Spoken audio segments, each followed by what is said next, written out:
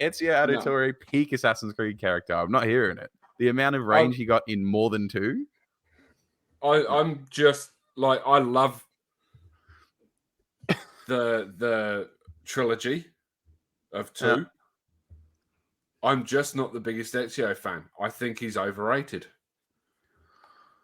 If he was overrated, he wouldn't have been in 3 games, or actually, it's probably more than that as a main feature. Why is he overrated? What do you mean? You don't have to be overrated because you're the best. Like it's like it's man, like it's like calling Pele overrated.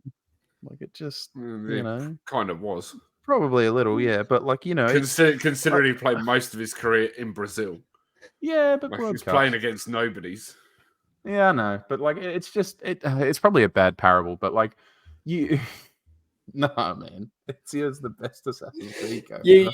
And everything after they killed off Desmond Miles was not worth it. It just wasn't. I'll agree on that. I will agree there. Like I actually think Desmond was the best character. He's top 3. But like, no, man, I'm not having this. I'm not having this slander on AC2 because it's the best one, and it's not close. It isn't. Don't get me wrong. Ezio for me is still a top 5 character within the series. But I still think like everyone loves him way more than they should. I'm not understanding the logic there because they're loving him enough because he's the best character. That's the whole point. It's the whole point. But again, it was the best range of storytelling within. Well, hang on. It's not just Jack's opinion because we did look up review scores, and Assassin's Creed 2 had the highest review scores of any of them. Yes. But this is a based opinion. This isn't me being quirky. Like I'm agreeing with the masses for a reason. Yeah, but the masses aren't always right. No, but like, but you're not right for not being cliche. No, and look, I know it's an unpopular opinion, but they are my favourite games. Just so lacking substance. That's just all that.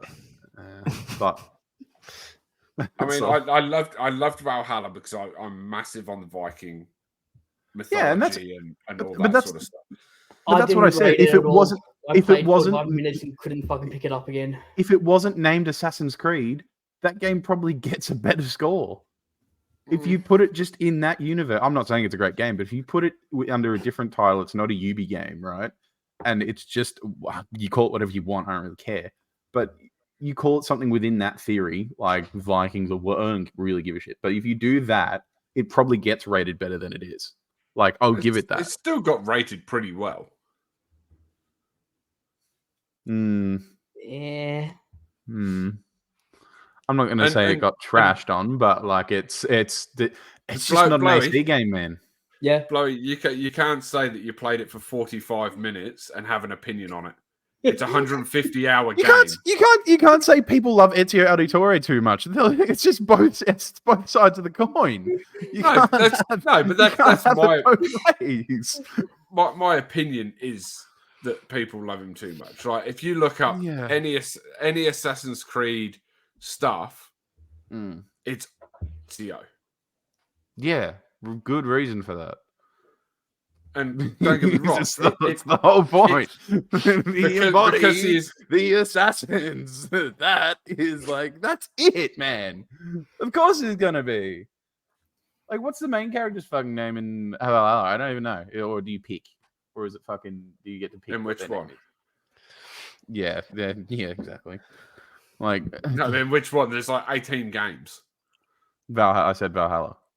Oh, I didn't hear you actually say Valhalla. Oh. It's he kind of had a stroke halfway through it. Yeah, whoops. No, you don't get to pick. It's I've got Endor in my head, and it's not. Definitely one of your favorites then. Mate, it's been fucking 4 years. So good. It must be. It must be. It's been 4 years. 4 years? 3 years since I've played it. 3 years, I think. Yeah. Like you could, this is where my opinion's probably going to sound a little wrong, but you could put all 3 Ezio games in the top 3 and I wouldn't be mad at it because they were all good. Like all of them were. Don't get me wrong, Brotherhood and Revelations not as good as 2, but they were because Revelations is a bit of a drop away from the trilogy. Yes, but like when the stuff with me and Steve have had this conversation before. The stuff with Ezio is really good, but the stuff with Desmond in the Animus just kind of was really, but really... it was also like the perfect ending to the trilogy. Thank you. Yeah, and the fact that Ezio mattered enough to have 3 games and then be included in as a side character, I'm pretty sure in at least another 2 because of how much they tried to. I was along the right lines. I said Endor. It was Ivor. Memorable. Yeah, it's just like yeah, like we're never going to agree on this, and that's okay. But like it's like, man, of course he's going to be that rated though. Yeah, in your theory, because he had 3 games, because he's the best character. Can't wait. Does that make Bassam the second best character? No, that's not. But he now has 2 games. Yeah. Okay, and that's fine because Ubisoft like to kick a dead horse. That's what they do. Like they'll do that with multiple people. Like they'll do that with what? Who was in? I mean, you count it that way. Desmond was in how many games? 5. And Altair has appeared in a bunch. Like, yeah, I get it when you put it like that. But the point of the whole thing is that, like, I think Ezio had the most story growth, and it was that much in depth. It was that he deserved 3 games because you couldn't fit it into one. Like, at least not that bad. But if they released that game now, they would fit it into 1. Yeah, and that's fine. Because they would have played his whole story out in 1 game in an RPG style like they had Valhalla. Yeah, but that's not on Ezio. That's on the lack of creativity and quality of game designers these days. They're moving back away from the RPG now. But they're not. They're making multiple different. They're making multiple different games within the series with different styles. In that saying, the brand new one, I forget what it's called, was average. Mirage. Yeah, that one. I thought it was excellent. I think it's fun. I played it, so I can't give my opinion. It's fun. Parkour physics are really good back there again, but like I just wasn't interested. Like But again, you've got to know what happens at the end of Valhalla to really. Yeah, but I'm not going to play that fucking game because it's. Yeah, it just doesn't appeal. Like it's just not an Assassin's Creed game. That's all it is to me. It's like if they put it under another title as just an RPG, fine, do whatever you want. But it's not. Like he's barely an assassin. Like Endor, whatever you called him, Ivor, that one. Yeah. It's not an AC game. Endor's a planet in Star Wars. Yeah, no, I know. There's very Darth close. Vader tattoo guy. Where is it? Right on. No, where's my Darth Vader tattoo? Anyway, yeah, I know, but like he said it before, so I'm just putting it on him for that. But yeah, I don't know. It's just like there's no proper core to Assassin's Creed games anymore. There's nothing thrilling that makes me want to turn around and go, I really want to play that. Like I tried to do what was the one that's in London? Syndicate. Yeah. Syndicate, right? I really wanted to like that game because different setting, a little bit more modern enough, Industrial Revolution. The theory of it was cool. I still didn't care. Unity was awful. Origin. Yes, Unity was awful because Unity gets put in its own little box in the corner of terrible because like it's bad, but it was badly put together. But if you actually once they fix the bugs, if you actually go and look at it, it is visually stunning for its time, and the storyline is actually pretty decent. Yeah, for someone with no name, I guess, sure, but like. The person in the Animus. Sorry. But I could not tell you. I don't know. The minute they fuck was the character in that game.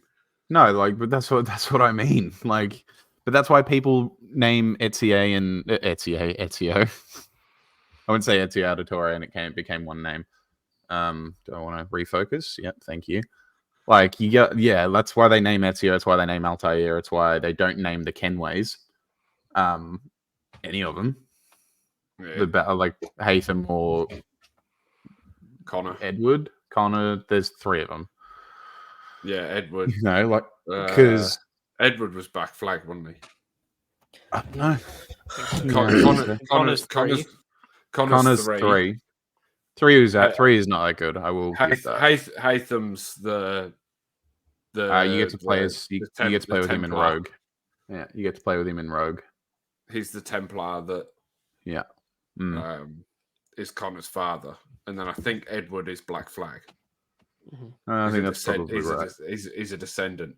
Yeah, it's further on. Yeah, but that's fine. It's just not a true Assassin's Creed game. They should have just, if they just cut the legs off at 3 and then they made these games as whatever they wanted to, I probably wouldn't have had such a big issue with them. But it's just like they're just not AC games. That then leads me into what we're going to talk about with the podcast. Yeah, I know. We should probably start that at some point. Yeah, we'll just carry on. 11 minutes. I'm just giving him BTS role at this point. I think you can just cut that in as a cold opening, that discussion. Yeah, that's literally what I'm going to do. So games. So the first thing I want to talk about this week is what games we're looking forward to, with it being the first of the year. Of what games we're looking forward to this year. And my main one that I'm looking forward to is one that's been on the cards for a long time, and that is Skull and Bones. And the reason that Skull and Bones was made is because there was such a huge outpour of fans online wanting them to remaster Assassin's Creed Black Flag. I'll be 2 seconds. Slip that one. Oh. You just slip that comment in there because of Black Flag supremacy. I do love that, but like, no, it's fair enough. It's cool concept. It's a cool concept. That's fair enough. Like, I'm not mad at that. Yeah. People wanted a game like Black Flag and wanted a Black Flag remake, so Ubisoft went and made Skull and Bones. Now, that game, but they didn't call it Assassin's Creed Skull and Bones, did they? No, but it's run on the same basis. I mean, the game's taken so many different changes over the last few years. Yeah. And we're finally getting it in February with 3-player co-op. So that is one to be looking at. That's going to cut the squad out a little in determining who's going to play, isn't it? Should be fun though. No, I reckon we do what we did last time when we were playing. What was it called? Sea of Thieves. That one. Whoever's shitty doesn't play that day. Okay, so Blowey's not playing at all. Cool. No, that's fine. The last time Blowey played with us on Sea of Thieves, we locked him in the friggin' the prison at the bottom of the thing, and then blew the ship up. You put him in the brig and blew the ship up. Good. Yeah. No. And then I left and came back in and was still in the brig. Good. Blow was not seen for 3 weeks after this episode. No, I think that was the last time he ever played Sea of Thieves with us. Yeah, pretty much. They're like, oh, jump on. I'm like, oh, I'm busy, boy. Sorry. I don't want to anymore. That is a game we need to get back into, though. I'm busy that day. Sorry, boys. Yeah. Shock. Been another big update for it recently. Yeah. I think. I haven't been on in ages, so I definitely need to get back onto that. But I remember watching with it. What are some games that you guys are looking forward to this year? Final Fantasy VII Rebirth. Yeah, definitely. That's on my list. There's always one. I'll just wait for the weird PC guy game. I'll just wait for my turn. Oh, come on. Go on. Say your weird pick. You go. So, 6 Days in Fallujah. Which is technically already out because you've already been playing it. Yeah, it's still in pre-alpha. It's not fully released yet. But it's in early access. I remember this conversation too. I remember she telling me that. It's in early access. Like, far out, bro. Yes, but it's not fully released yet, is it? What are they going to? What are they going to do on the full release? Just go. Okay, it's released now. No. I can tell you there is a roadmap of what's coming out in the next. So when's the actual release date? Let me have a look. Just while he's looking that up as well, Sheep, what was Yeah. that story you were telling me he was wanting to say about? What was it, Game of the Year or what he or continued Game of the Year? When he's put one of his top 5 Game of the Years in, that was a game that hadn't even actually released yet. It released the day before we did the podcast. Okay, give me a break. That doesn't count. You can't put it in your. You can't. That's going to go to review next. it.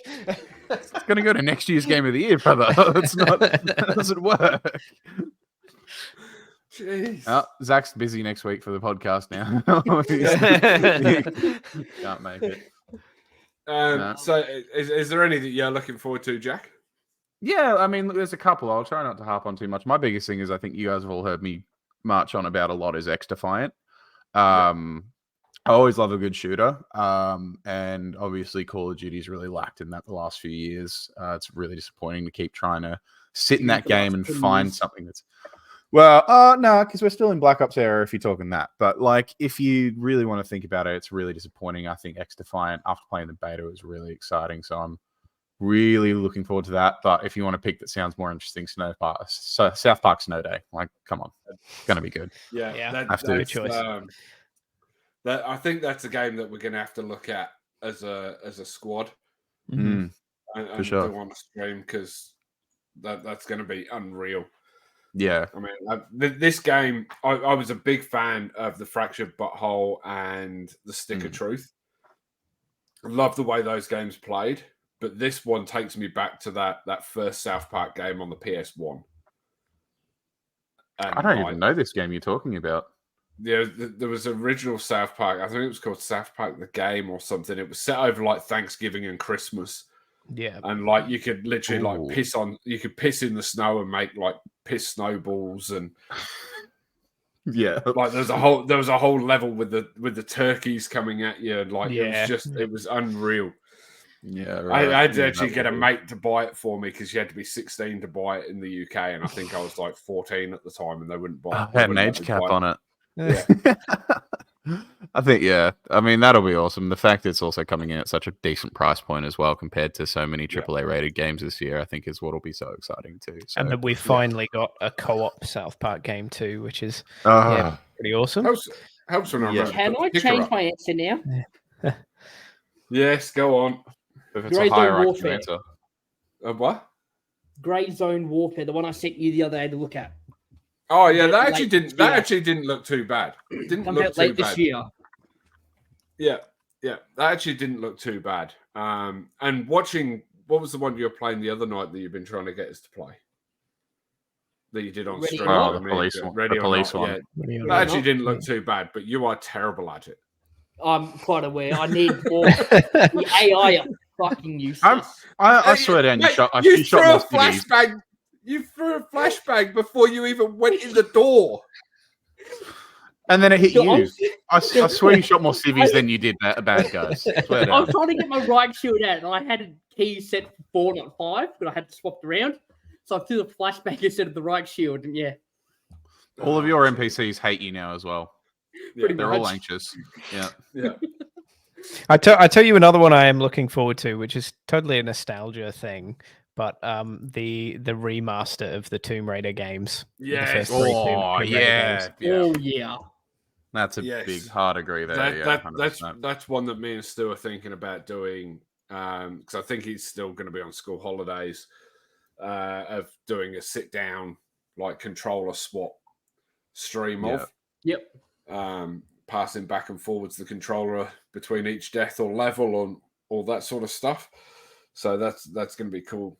It is actually a really busy, like 2 months, I think, for games being released. Yeah. Between now and the end of February, you've got one that Jack and I briefly spoke about before we started recording. That was Star Wars Dark Forces Remastered, which doesn't really look too much like a remaster, more of a PS4, PS5 port. I will give it credit. It looks better than the GTA Signature Series Collection remasters. Yeah. So we got to give it that one. You've also got to remember this game came out in 1995. There's Final Fantasy VII Rebirth, which Stu spoke about. Skull and Bones, which I spoke about. There's Tekken 8, in the Looking first forward to 2 that. months of the year. Persona 3 Reloaded, which I'm really looking forward to, a remastered version of that. Helldivers 2, which I think will be another game that could be a bit of fun as a squad. There's something else. I think it's South Park. Suicide Squad. Oh, Suicide Squad, of course, yes. Boo. What do you mean, boo? What do you mean, boo? What, I mean, look, it's got to prove itself. Not my look, type it of does. game. Not my type of game. Fair enough. Can't blame you being real about that, but like, it's. I beg it's good. I beg it's good. Like I said I before, haven't- I'm the weird PC gamer, okay? I haven't enjoyed a DC series game since the Arkham series, so I'm And really but hoping this one's it's gonna be- coming from Rocksteady, which are the team behind Yeah, I know. the Arkham series. So That's why I'm you know, excited. I am. Don't get me wrong. I'm a little disappointed they didn't do the Gotham Knights game, and Warner Brothers Studios do Suicide Squad. But they had the choice, and they wanted to run with the Suicide Squad game. So you know, I think they made the right hoping. choice. Yeah, and look, they pushed it back because they thought it wasn't ready in time. So I think we're going to be looking at a good game. The trailers look excellent for it, and you know, just getting to play as Captain Boomerang and be sweaty as all hell. It's going to be good as hell. Good as all hell. Did you mention the new Prince of Persia as well? I hadn't. That's coming out in that. That's coming out in that. Yeah, it is coming out. Yeah. I don't know how I feel about the new Prince of Persia. It's got to prove itself. Yeah, like the original Prince of Persia on the PC, the 2D scroller, was unreal. Grew up playing it. Then when they went into that PS2 era style of games with the parkour, which you know then kind of became Assassin's Creed. Yeah. I thought they did really well, but then they started overplaying. Like there wasn't a lot of range on where they could go within the Prince of Persia sort of story by the time they got to where they got to. I wouldn't be surprised if somewhere down the track they don't play the Prince of Persia is actually part of the Assassin's Creed universe. Well, I mean, they've already talked about how similar and how, you know, parallel they are as games and how much one was based off of the other. So, like, it does make complete sense if it came into it. Well, not complete sense, but I understand the reasoning if they do. But 100%. It's got to be one of those ones where you got to have a little bit of hope that, you know, they continue greatness from the originals. It's a game I definitely want to pick up, but I don't know if it's a game that I'll pick up day one. Yeah, that's fair. As much as the other ones that I read off, like those games. Maybe not so much Dark Forces, but Rebirth, Skull and Bones, Helldivers, why I've written Drivers, Tekken, and Persona. They're a must for me. I'm going to be completely honest. All right. The next question I got for you guys is what games are currently out, and this is really going to stuff up Blowey. We want to see updates for in 2024. Let me get my list up. Here we go. Here we go. Let me guess, he's going to run off the same games that haven't officially released yet. No, but yes. But and don't get me wrong, like I'm talking games that like we know they're going to update. We're not going to run off something like Fallout 3. Yeah. Okay, so games that we know are going to get updated, but may not have had something announced yet. And at the same time, if nothing has been announced, what do we want to see from that update? Does that make sense? Yep. So for me, the main one at the moment is Lego Fortnite. We've had a lot of fun jumping in there. We haven't done a huge amount. I think we're about halfway through our first village. But from what I've been reading, the end game, there's nothing there. So we want to see some, you know, real end game content coming into Lego Fortnite, especially with how popular it was. I told Jack just before we started recording that in the first week that it came out, it was having like over 1 million players a day on there, and it's dropped to like 250,000 a day, like 300,000 a day. So, you know, Just that's a significant drop. Although most games would kill to have those kind of numbers daily, that, you know, 700,000 people drop is massive. The other one that I'd like to see is Rocket Racing. I'm hoping they do some user-created stuff in the Rocket Racing to expand the amount of tracks that are in there. Because I think there's about 5 or 6 per level that you're at. There's like a novice, an intermediate, and an expert leveling. So they're the two that I would really like to see. On the flip side, I'm interested to see what Microsoft does with the Blizzard stuff and how they're going to affect the upcoming DLCs for World of Warcraft, Diablo,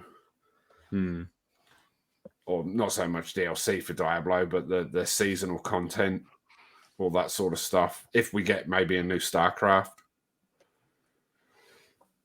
that would be very interesting.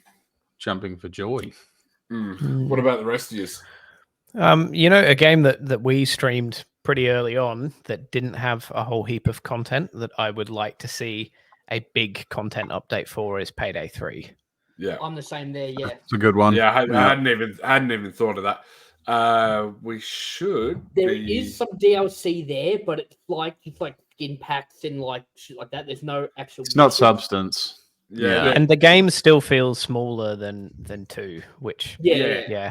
I don't think it's Like, I don't think it's good enough. Me and Laura jumped on it the other day. They have got Cook Off on there as like a old map you can play, and another one I can't remember what it's called, like from the second one. Yeah. But apart from that, it's still the same. 8 missions with the 2. Yeah. So Like it's, from what I saw of the roadmap was that it should be coming this month. I think there is their big update, and then within the next 3 months there'll be another one, and then another 3, and that'll be year 1 done. And then they'll move into year 2 content. Now, hopefully, if they've done this right, they're going to keep updating the console versions like they did the PC versions for 2, because by the time they finished with Payday 2, there was like 30 missions that you could do on PC. And on top of, there would have been about 15, 20 on the PlayStation version. And it was double that on the PC anyway. And you could upgrade like all sorts of stuff, like your hideout and van and all that sort of stuff, which, you know, they don't seem to have really added into this one. But I would like to see something along those lines come into effect. I think genuine substance. I think they have to keep all of the versions of the game up to date with each other because there's crossplay. So Yeah. Well, that's a good point. A very good point. Which, you know, they obviously had some issue with at the start of the cycle when they released the game.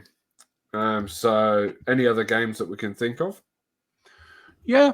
There was a couple from me, but one's kind of been labeled moot because it will not get one, which is a shame. That was Cyberpunk 2077. I was a big fan of, what was it, Phantom Liberty? Phantom Liberty, I was a big fan of that. To play that, I just got that much trauma because I played it when it first came out with all the bugs and glitches. I'm just traumatized myself with it. Yeah, no, that's fair. But like CDPR have already announced like they're not doing it because of their switch to Unreal Engine. So, which is a little disappointing, but I can understand it. But if it's their only standalone DLC, then that's fair. But if I had to pick one personally, just because of the sheer amount of I play it, I really want to see Ubisoft give more of a crap about Rainbow Six Siege again. They talk about how it's their 10-year planned game. It's still in that window. And their last few seasonal updates in terms of maps and operators, for me, from my side have been a little bit disappointing. They've kind of phoned it in. They're kind of recycling the same kind of ideas from old operators.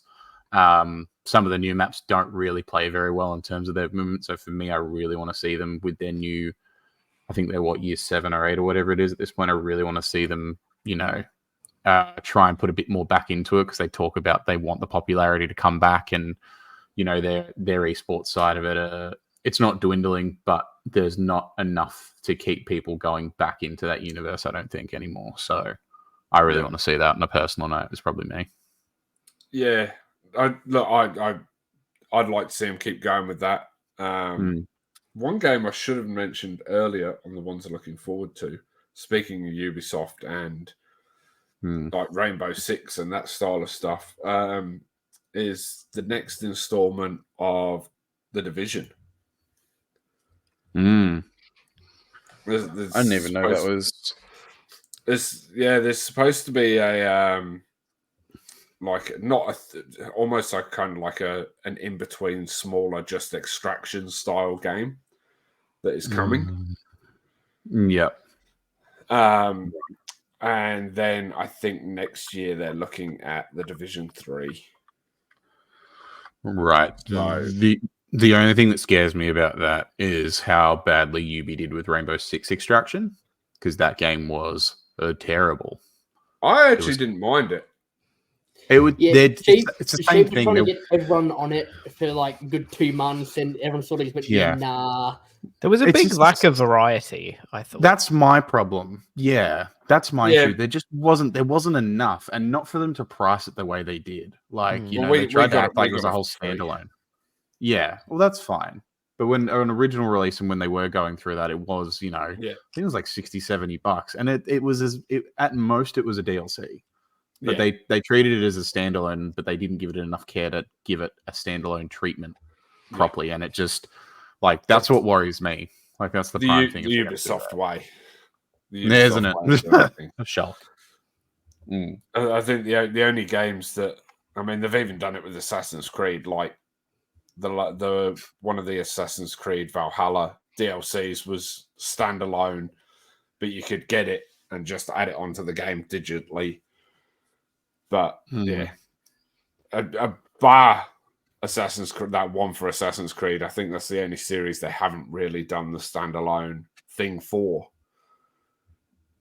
Because they do it with every single one of the Far Cries. They did it with most of the what's the other shooter they do? Ghost Recon. They do a couple, yeah. And then I get the feeling Assassin's Creed did have 1 or 2 other DLCs, but they weren't massive like what they usually do DLCs, but they don't do them as standalones. No, not like that. No, sorry. Breakpoint at all? What's that? Sorry. Did you get into Ghost? Was it? Can't think Ghost Recon. Ghost Recon. Yeah. Did you get into the Breakpoint one? Because I'd probably getting into it. We played Wildlands. Yeah, played that one. Wildlands 4 or 5 times through. Could not get into Breakpoint. Yeah, I've never really got into the Ghost Recons that much. Breakpoint was the sequel to Wildlands, wasn't it? Yeah. I think Ghost Recon said got once we finish so. Wildlands, we should play Breakpoint. Then I'm like, don't worry about it. It's a piece of shit. It's really not. I think it's probably one of the least cared series that Ubisoft has personally. Like, they don't. Yeah, Wildlands wasn't great. The sequel wasn't that much better either. It wasn't that bad either, but it wasn't great. No, it's just average. It's the same thing as the Ubisoft way. Like, they didn't care enough, so bit like the last 2 Far Cries. I got so much of a feeling in Wildlands that huge parts of the game were just like copy paste from phoned in. From they've just got this library of like here's resources to make shooter games, and it was just like different bits into a shooter game. Yeah, it did feel like there was a lot in there that felt like it had come out of a Far Cry game. Yeah. So no, for sure. It just especially the last 3 Far Cry games. Yeah, they were yes, but The Ghost Recon series, I think at this point, it's just got to die a quiet death. At this point, it has to. But apart from those though, we've still got Blowey to go here. Let's hear what you've got. Let's hear what you got, Blowey. Low IQ plane coming. I've got a couple. So Operator, it is just glitchy and buggy and not complete yet. So I'd like to see that. Is this another game that's in beta, alpha? Is it in beta? Pre-access? I think pre-access. Early access? Pre-access. I don't play any new games. Pick a released game. I don't. I've got nothing coming out this year I want to buy. So there's nothing I really want. I feel like you can't rack too much on pre-alpha or pre-release or beta games because that's what they are. Like they're not finished. In saying that though, there are a lot of games out there on Steam that are quite popular that have been going since like 2012 that are still pre-release. Yeah, Escape from Tarkov is pre-release still, isn't it? I think. Yep, and that can go fucking die in a hole. Because you're not good enough. Pretty much. Like I said to you the other day, I need people to play with the AI, and you can't do it by yourself. You just get shot and you're fucked. Where at least if I had like one of you boards me, I could sort of rely on. As Jack would say, it sounds like a skill issue. Yeah, definitely a skill issue. Damn. What was it? EVE Online, was it? I can't remember which like online space game it was that was like in beta for a good like 12 years. It only became probably gen release game like last year or the year before. Yeah, was it EVE? I think. Yeah, I think it was EVE. That. There's also a pirate one that I was looking at. That's like an MMO version of what Skull and Bones is supposed to have been. That looked really good, and yeah, like that's been in like open access since like 2014, 2015, and still not released. Like, I guess that's what you get when you have those developers that are working that low budget, though. Like they have to, true. Like it's going to be beta that long because they need to be able to recoup so they can, even if everyone thinks it's already ready. Yeah. But also sometimes I think it's just used as an excuse. Oh yeah, definitely, 100%. But what did you say, Zach? Well, sorry. So the one game I was looking forward to is completely been scrapped, so there's no point talking about it. What game's Well, you got to say it now. yeah. The day before. Yeah, mate. Yeah. Mate, why did that get scrapped? Because it was a piece of shit. IGN gave it a 1 rating. Oh, that one, yeah. And it said in the like little caption that they put next to it, "This is the worst game I have ever played." That's right. Yeah. Like that's how bad it was. Not only that, the day after it went into open access, the company went bankrupt. The company shut down. 10 days later, they refunded everyone. Yeah. 10 days later, they refunded everyone. And then they announced the other day that they're closing the servers off to it in like January the 24th. I was like the sheep. Oh, we should jump on this. It could be a good game for us to play. Saw it, the release. I'm like, don't get it. Why do you we had the same thing with Redfall. Yeah. That was on me. That was on me. That game, the trailers looked unreal. And I was like, yes, it's out today. It releases day one. Xbox Game Pass. Let's jump on it. Telling everyone to download it. Stu actually found out the other day that he still had it installed. And I jumped on there and played it for like an hour and went, do not do it. This is trash. Yeah. It's just absolute trash. So many games getting the Titanfall treatment. I think Redfall was actually in our, if I look back at my notes, on our disappointment. Yeah, no, it was in our disappointment of the year category. Oh, right. Speaking of IGN reviews, I saw that they released an article today that was basically a compendium of all the games that they had ever given a 10 rating to.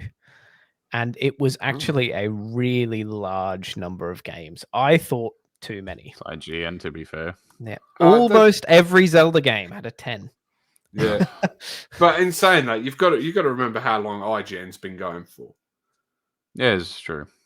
Yeah. They've been going for a But very long time. They like to think they have a based opinion when it works for them, though. To be fair, like Yeah. nothing against IGN. Like I do watch a lot of their reviews still now, Yeah. but like I do feel like sometimes really just like I don't know. Yeah, look, I feel like they miss the mark sometimes. 10 on every Zelda game. I saw Great franchise, but I saw like just before Christmas, like everything they've given. They put a thing on Facebook. Everything they gave a 10 to this year, and there was only like 4 or 5 games that they gave a 10 to. Do you remember That's what still they gave this year? still a lot though. Like With the amount of games that came out this year that were absolute bangers. but a 10, but how many do you think 10, deserved a full 10? A 10 out of 10 is a perfect score. It's like nothing can be improved in this game. There are very few games in history I think deserve a perfect 10 rating. I'm trying to remember what they gave. What was Baldur's Gate? Surely had to be. I'm assuming Baldur's Gate. Yeah, Baldur's Gate. Yeah, was one of them. Tears of the Kingdom. Look, it's a good game. It's just very strong Zelda opinion, man. I think Diablo 4 was on there. Final Fantasy 16. Okay, Jack, speak on it. Diablo 4 got a 10. I think. Okay. Yeah, no, that's cool. No worries. That's fine. I'm gonna look this up. So you Season guys pass, talk for a anyone? minute. Yeah. But yeah, no, it's that hold on. I can just pull it up here. Look, what do we think about that though? That games getting a 10 full stop that aren't pretty much perfect in their genre. I think there's a couple sides to that. My camera just froze up. I think there's a couple sides to that because I think like you can give 10s to games that maybe weren't necessarily perfect in terms of how they played or as an overall, but in terms of the experience it gave, it may have given them a 10 because of how much they loved it despite the shortcomings, and maybe the shortcomings weren't big enough to have that kind of pitfall, if you know what I mean. But on that same side, if you are a game reviewer and you're giving like more than maybe 2 or 3 10s a year, unless it's a game of a year of like full 10s, then like, it's good to be nice, but like it's also nice to be, to be good at what you're reviewing and not just be, So across everything that they do, this includes movies, TV shows, everything else. They gave out 18 10s for the year across everything. Yeah. So Scavenger's Reign. I don't know what it was. Looked like it was maybe a movie or a short. I've got the games here if you want them cheap. I was just going to go through this. Apologies. The Attack on Titan series finale got a 10. The Fall of the House of Usher got a 10, which that deserved it. The Bear season 2. Vinland Saga season 2 got a 10. Succession season 4 premiere. Succession season 4 as a whole. Yeah. Attack on Titan final season, the final chapter special 1. The Last of Us episode 3. Oppenheimer. John Wick chapter 4. That I debate. I thought it was a very good end to the series, but I don't know if it deserved a 10. But I think it's one of those, it's the same thing as you said, it's one of those 10s where it's like maybe the movie wasn't perfect, but people got that 10 out of 10 experience because of how much they love that series, True. You know what I mean? Baldur's Gate 3, Tears of the Kingdom, Resident Evil 4 Remake, Dead Cells Return to Castlevania, Metroid Prime Remastered, Asgard's Wrath 2, and that was it. That's what they gave 10 to for the year. So it was 5 games. They gave a VR game a 10. That's kind of... So the problem that I have is that if you're an independent reviewer, I think you have to show everything a game or product or whatever you're reviewing does well, everything it doesn't do well, what are its characteristics, right? And they often, sort of list this stuff, sort of like a pros and cons and all that kind of stuff. And in a lot of these games, there will be stuff that they pick up on. They'll say, oh, maybe there are some stability issues here, or whatever, wasn't so keen on this particular thing. And then they still give it a 10. Whereas if you look at, like independent reviewers for basically anything really, whether it's movie reviewers or, like food critics or anything, basically they'll have a pretty sort of, maybe you could say, harsh scale where if something gets like 90 out of 100, that's exceptional. But that like 10% is to say there's still stuff about it that's not perfect. And I just think IGN's scale is just a bit skewed too high. Yeah, possibly. If you think about it in that respect, though, with, say, the major companies like IGN doing that, you leave the room for the smaller people to kind of go in that in depth and leave a more opinion that you maybe want to listen to more. I think in that way, it's a bit more of a positive, where you look at like maybe like Game Ranks. Like I love Game Ranks, for example, big fan of Game Ranks. I think their reviews are really good at being impartial, unless I guess some of their reviewers are talking about games they really love personally, then that's okay. But I think they explore those avenues quite well. Like I would prefer a Game Ranks review over an IGN review because I know I'm going to get more depth out of it. But I think if you looked at IGN giving, say they were that to the line as maybe they should be, they maybe probably wouldn't give as much space for places like for channels or areas like Game Ranks or whoever, like whatever your favorite one is, to do that, because they're so on the money every time. Like, I'm not saying it's a reasonable excuse, but at least when you think of it like that, it opens up the space for more people to be more in depth about it. I mean, from what I've seen though, and heard about the games that they gave 10s to, I wouldn't disagree. I mean, Metroid Prime Remastered was very good. A lot of people absolutely raved about that game.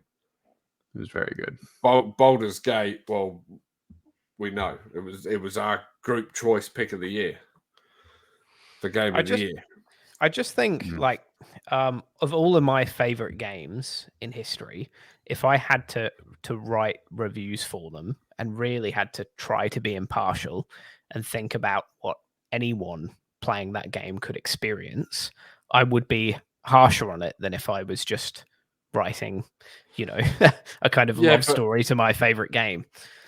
But if you were to do that on your favorite game, you'd have to do it the first time that you'd ever played it, and you're doing it from a writer's point of view. So that game might then not become your favorite game of all time, or you're doing it you're doing it from a different point of view than where you're at now.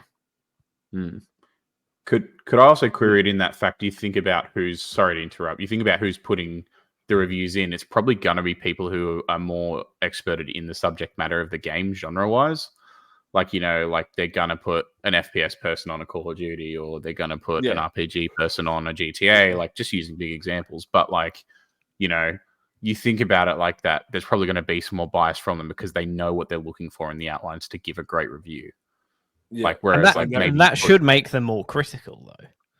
It should, but I think it'll also make them more positive, because if you say you put an FPS guy onto an RPG game, they don't really like them. They're going to be more critical because they don't like the aspects. Whereas an RPG guy may see aspects that they haven't seen in a while that they enjoy more. So even the game may be a 7. Give it an 8 or a 9. I think Jack's right. Like if we were going to say, for instance, put me on a PC game like Ready or Not, I'm probably going to be more critical of that game than what Blowey is. Yeah, sure. But then you've also, like, if you're someone writing independent reviews, you've got to put yourself in the mind of someone who's going to play that game. That's kind of the point. Like if you were I don't know, if you were a wine reviewer and you have a strong preference for red wine, it doesn't mean that you write critical reviews of white wine just because you have a preference for red wine. You assess its qualities and you write about its qualities and its drawbacks. Yeah. But for sure. You've also got to look at sometimes with IGN, people are paying for these reviews. They're getting paid to be reviewed. Yeah, that was the other topic I was going to bring up. Allegedly. Allegedly. Allegedly. Yeah. Let's not have a strike from We should IGN. state that for the record that It is alleged. allegedly. They have denied it.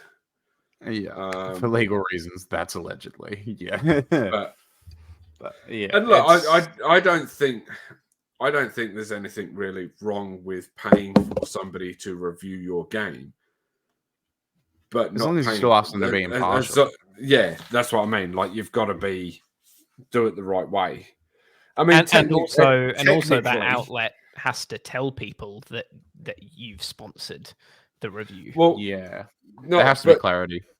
Technically, everyone that's doing reviews at that level are technically getting sponsored to do it. Yeah, because they're all getting game codes before the game releases. Yeah, so they're technically being given freebies to. This is true, but if you think about it in that right as well, if you go into product advertisement, let's say you get sent. Let's not use a brand name to keep crapping on brands, but like let's say you get sent a new controller by a custom controller configurator, right? Yes, it's going to be a sponsor. Yes, it's going to be cool. We want you to be impartial, but we're going to give you this test controller and you can keep it. That's cool, but you still have to advertise the fact that they gave it to you. But you can still open on the fact that you're not going to be biased. Like you can be that. Like in game reviewing should be able to do that, and because that's why so many independent reviewers openly state that they actually buy the products rather than having them sent to them, because it makes it look more impartial. It just does. Whether or not it actually is more impartial, that the image that it has when someone's sent you potentially a $5,000, $10,000 product in some cases. I don't think I've ever seen a reviewer outside of, say, someone on our scale say they've gone out and bought the game to review it. Yeah, I'm thinking outside of the realms of video games. I'm thinking more about products, to other products. I mean, if you're trying to think of big names, like the Rad Brad is probably a really good one. There was a couple within the last year that he did not get sent to him. He actually purchased, and he states that clearly at the start. Yeah, he is not reviewing. He's doing a playthrough, but he does give final review at the end of it, and he is literally basically advertising all these games by doing so. But I know it's different realms because he playthroughs, but like that's probably one I'd use on a technical scale. All right, well, we better move on to the bracket because we are eating through a lot of time and just babbling about crap now that had nothing to do with what we were talking about. Assassin's Creed. So any normal good ain't us talking then? yeah, pretty much. Just waffle. Yeah. Blowey looks like he's about to go to sleep. He's just cozied up back there. But I'm good. This is like my third energy drink for the day. I'm not sleeping for a while. ADHD. Mate, you've got ADHD. It will put you to sleep. You're going to bed. I didn't sleep until I went to bed at 9 o'clock this morning and slept till about 2. The question is, will he remember to have dinner? No, I was just thinking that. So this is why my wife actually cooks for me, because she knows if she doesn't, I don't eat. You'll also blow up the kitchen, but that too. Yeah, no, I'm actually a good cook, so fuck it. Look at that, Sean's on the barbecue for New Year's, everyone. Yeah, no, fair enough. He actually was on the barbecue for New Year's. I know, that was the joke. Yeah. No, it was pouring down with rain Christmas Day, so I couldn't do my normal barbecue brisket, so I did it in the oven. Came out perfectly. I did see photos of it. It did look yum. It was very, very nice. I put a little bit too much pepper in the rub, but that's a different story and a different podcast, probably. Yeah, maybe not now. We'll be here another hour. Yeah. All right. So, bracket time. We're up to 2013 and the release of the PlayStation 4. Big year. A lot of games coming out at the end of the year. Some honourable mentions, as you may have heard at the beginning of the podcast. We were talking about this game, which was going to be. I was tossing up on my pick, but Jack persuaded me not to put it in there. Did I bully you into making it the honourable mention? And that's Assassin's Creed Black Flag.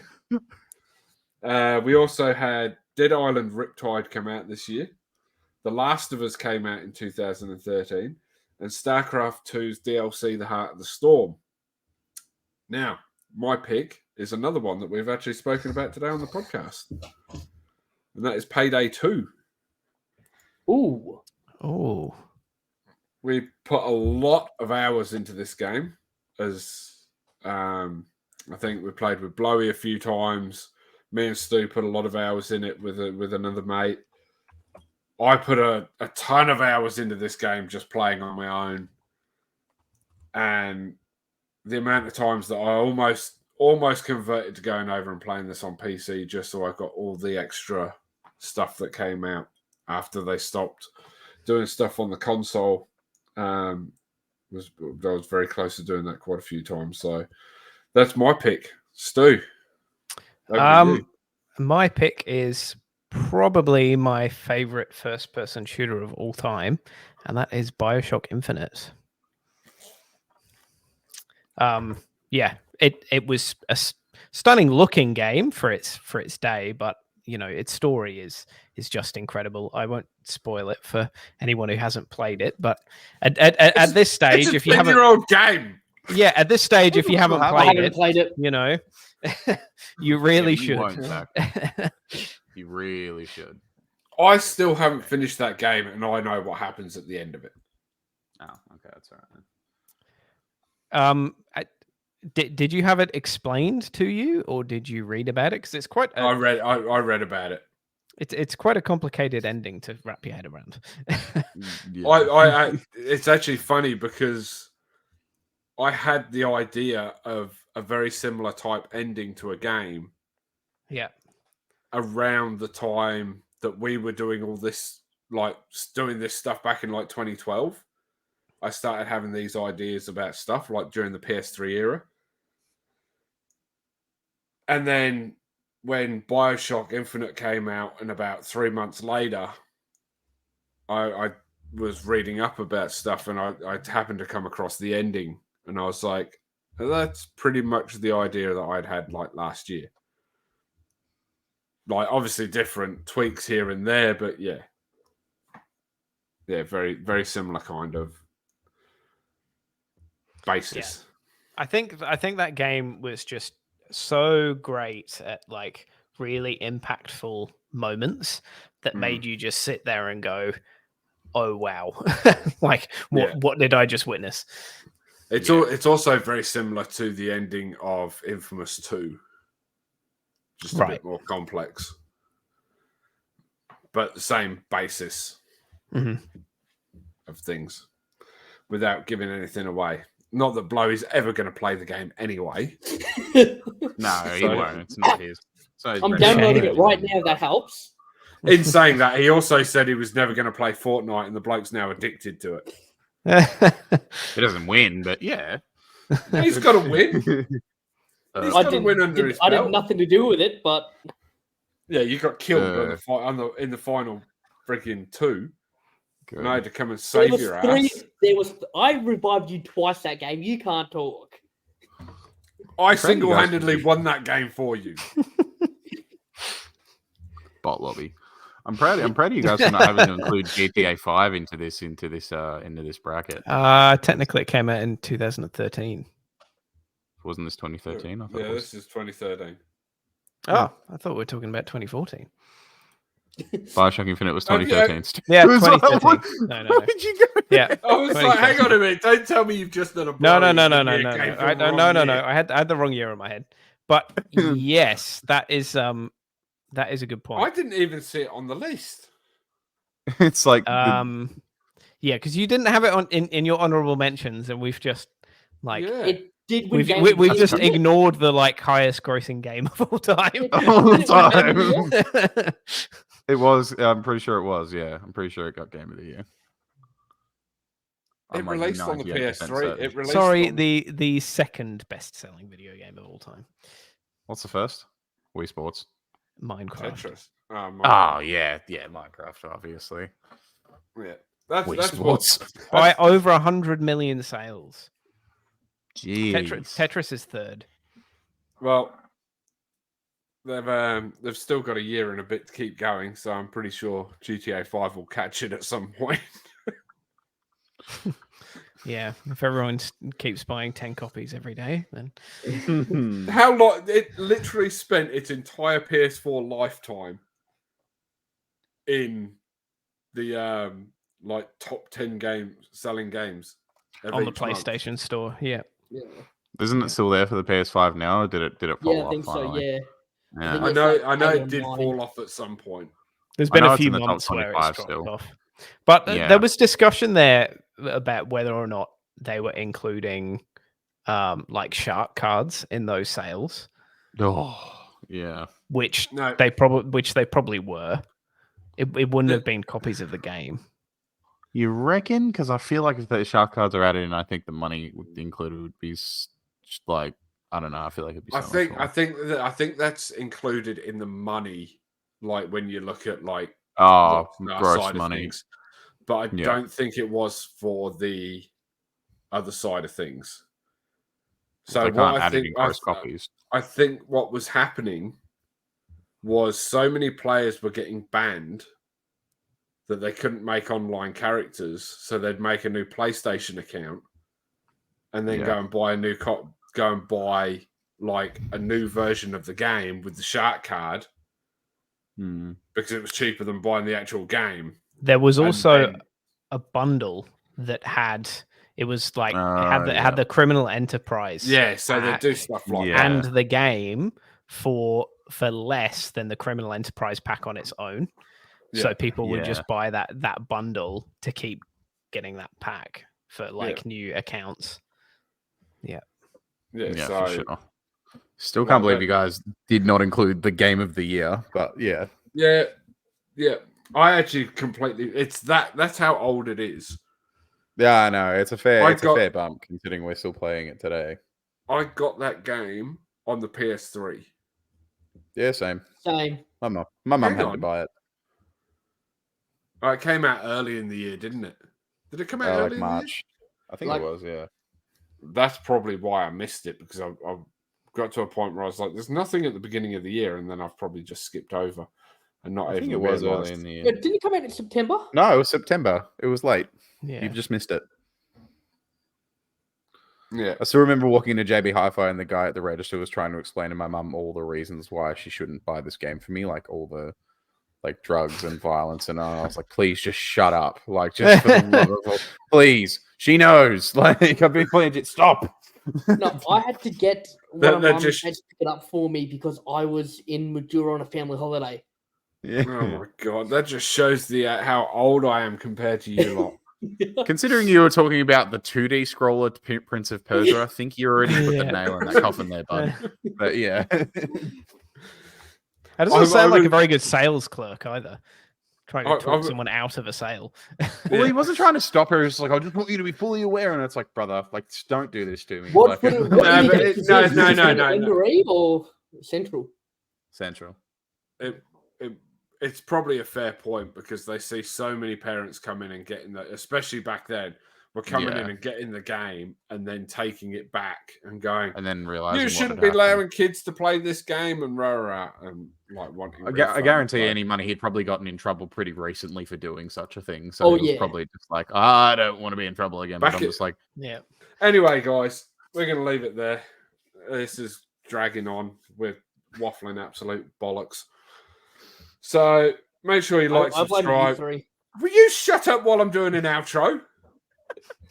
Jesus Christ. Cut clip next. You just don't know how these videos work, do you? So much BTS footage for you, Sheep. Yeah. You're welcome. Yeah.